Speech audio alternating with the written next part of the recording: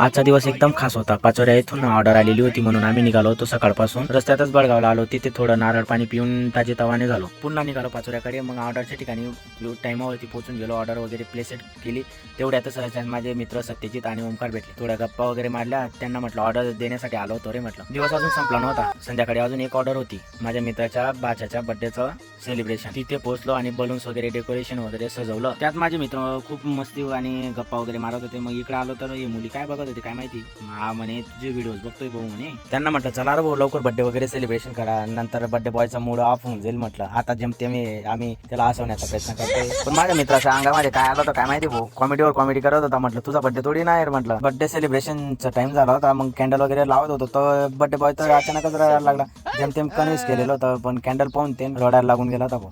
अशा प्रकारे बर्थडे वगैरे सेलिब्रेशन केलं आम्ही. मग गिफ्ट वगैरे दिलं. तर तुम्हाला व्लॉग कसा वाटला कमेंटमध्ये नक्की सांगा. आणि काही ऑर्डर्स वगैरे असतील तर स्केचिंगच्या तर नक्कीच कॉन्टॅक्ट करा.